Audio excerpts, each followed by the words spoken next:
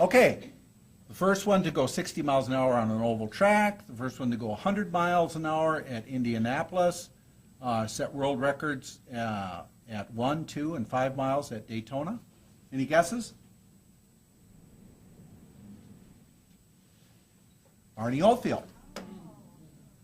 Some of you have probably seen very famous pictures of Henry Ford and Barney Oldfield with the old 999 race car that Ford made, and Barney Oldfield campaigned all across the country. I won't tell you the actual story, it's in the book, but I can tell you this. Many, many years later, Henry Ford and Barney Oldfield ran across each other, and Henry Ford was quoted as saying, well, we kind of made each other. I made the car and you raced him for me. And Barney Oldfield said, yeah, but I think I did a lot more for you than you did for me. So, Barney Oldfield was one of the very first sports celebrities. At the time he was making appearances, getting $4,000 as an appearance fees. It was interesting during the teens when you were out driving around in your sedan and you happened to be going too fast and a policeman pulled you over. One of the things he might say to you, who do you think you are, Barney Oldfield? So he was a very, very popular sports figure.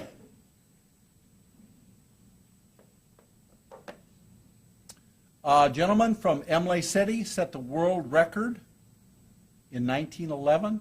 Any ideas? A very obscure name that you would only find if you were researching a book on the history of auto racing in Michigan. But actually, during the time, was a very, very famous race car driver, Bob Berman. Can you imagine going almost 142 miles an hour in 1911? And if you notice, there's not a lot of safety equipment on that car. And he held the record for almost 9 years. So it was very, very amazing. One time he tried to set the world record out in California. The car caught on fire and he swerved into the Pacific Ocean to put it out. Again, very interesting story.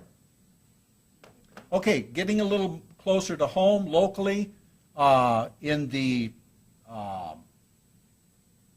ASA class of sports cars, the Going and Gone cars. Any ideas of who those guys were? Tommy Myers of Midland and Ed Howe of Beaverton. And of course, if you noticed, Going and Gone was 61 and 60. Now, actually, they dominated the short tracks all across the Midwest. And they did not race a lot locally. You would see them at Berlin, you would see them out at Tri-City every once in a while, or down to Owasso, if there was a big money race. Otherwise, they were on the road traveling, and they made a lot of money back in the 70s. But they were so good and so dominant that they had to decide who was going to win. And again, according to the two that I interviewed, they said whoever got out in front, the other person would kind of run interference for them. So it was the first lap was a real battle as to who got to the lead. But they decided that they would never challenge each other except on the last lap.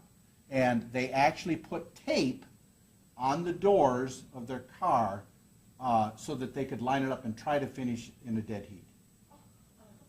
And he said, Tommy told me that many, many times, according to the tape, they finished in a dead heat, but they never gave them a dead heat, ever. No, none of the promoters ever gave them a dead heat. Two definite characters in the history of auto racing in Michigan. And exact opposites. Tommy was a partier, kept a comb in his back pocket. Ed Howe wouldn't say 3 words if it was NBC Sports or ESPN. Much more interested in just working on his car and going home. And he's still that way today. Okay, born in Coopersville, won the ASA championship before moving on to NASCAR. This is kind of a tough one. This is Butch Miller. And the reason why I put Butch Miller in is because a lot of people always wanted to know, well, how did you get your start? You know, how did you become a race car driver? And of course, I asked Butch that, and he said that his sister always wanted to go to the amusement park. He always wanted to go to the racetrack. And his parents bought him one of those push pedal tractors when he was about 6 years old. He streamlined it. He took the hood off to make it look a little bit more like a race car, and he did laps in his basement until he destroyed the linoleum. And then his father realized that he was fairly serious, so he bought him a go-kart. So in the wintertime, he fired up his go-kart and went around the basement, but he couldn't make it complete turns without stopping, getting out and pushing it back. But then he learned how to power slide around, so he made his basement out of a racetrack. And I asked him what his first race car was, and he said it was his wife's Pontiac Catalina because it had positive traction in it. Okay, cab driver in Detroit, went on to become the Winston Cup champion. Guesses? Benny Parsons. Very, very famous race car driver. Also, quite famous as a commentator for racing on the networks. I talked with his, here about a year ago, I talked with his crew chief, his primary mechanic when he was in NASCAR, Ray Young. And he said that he and Benny would go racing down Woodward Avenue and then come back and sneak into his dad's cab company backyard and take tires off the cab so that they could keep racing until finally they got caught. And Benny's dad said, that's enough of that, start buying your own tires and go racing instead of racing on Woodward Avenue. So, very, very popular race car driver. The gentleman on the top left, any guesses?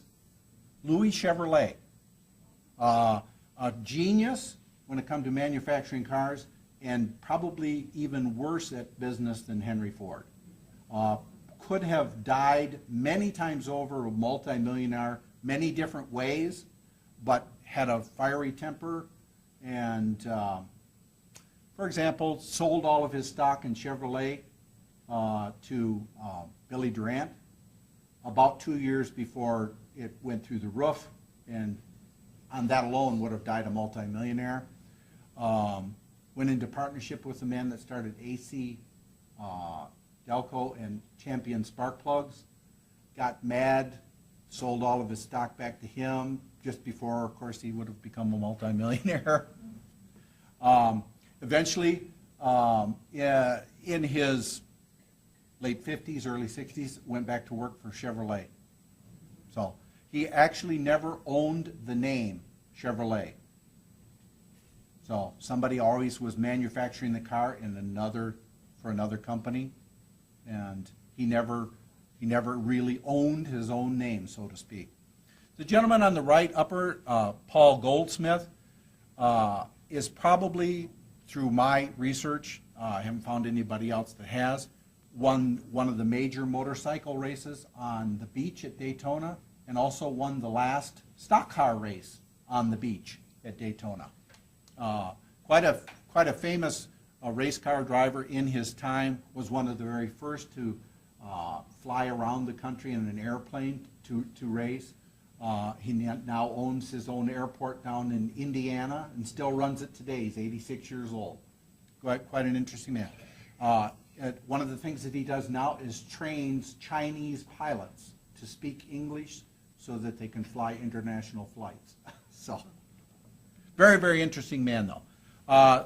Lower left is Jack Roush, a Michigander, lives in Northville. Roush Industries, I can't tell you how many things that they invented. He currently has, I think, a 3-car team in the Sprint Cup, a 3-car team in the Busch Series, Nationwide Series. Very, very famous race car owner and inventor. The guy on the right, I would say a gazillionaire, Roger Penske, also a Michigander.